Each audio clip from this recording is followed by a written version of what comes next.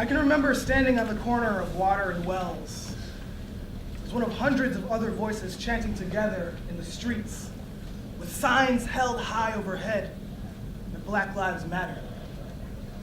There's nothing quite like being in a crowd of people chanting together that Black Lives Matter and deeply believing in that as one group.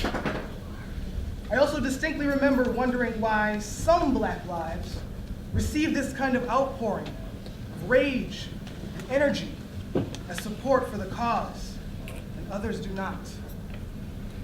I mean, we say Black lives, so that means Black lives, right?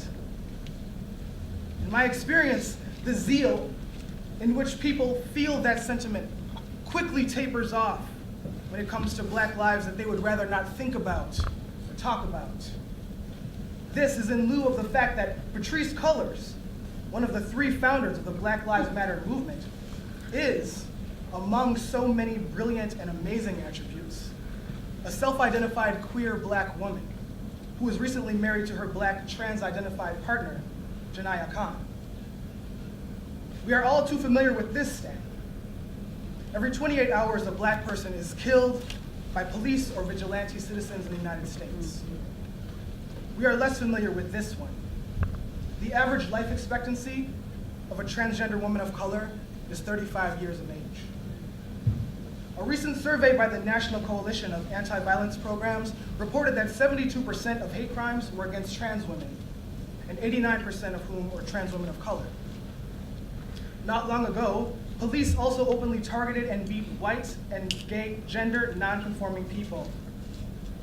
The authorities ignored it. The oppressive structures that made these beatings normal for all gays and lesbians are the same structures of violence that have made it normal for oppressors to rape, kill, incarcerate, and enslave Black people for over 400 years. Black LGBTQ people have been integral to civil rights movements for so long, most notably Bayard Rustin, advisor to Martin Luther King Jr., who we just talked about now. The organizer of the 1963 March on Washington. He set the stage for one of the largest nonviolent protests ever held in the United States. Despite his work, Rustin was silenced, threatened, arrested, beaten, imprisoned, and fired from important leadership positions. He was told often that his sexuality was a distraction from the movement. Today's production of Until the Flood, which was brilliantly produced, by the way, thank you, Rep, brings back to the surface the feelings of mourning for the deaths of Trayvon Martin, Michael Brown, Renisha McBride, Eric Garner, Dontre Hamilton, Sybil Smith, Tony Robinson, and too many other Black people who have lost their lives to systemic violence. In that sentiment, mourning is often withheld from people like Yvonne Young, Mia Henderson, Islan Nettles, Candy Hall, Yasmin Sanchez, Desanda Sanchez, Tiffany Edwards, Ashley Sherman, Erica Morgan, and the many other Black, queer, and trans people killed by vigilante citizens or police.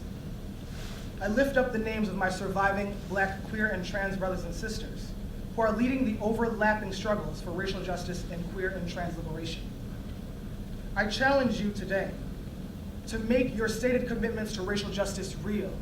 And by real, I mean that you stand firmly on the side of justice with solidarity with all Black lives, including Black, queer, and trans people.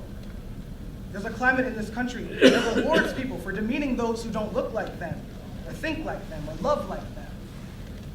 The only option is to actively do better. Actively do better. There's more than enough space and more than enough injustice to combat for these issues to all be interconnected and equally important. Thank you so much.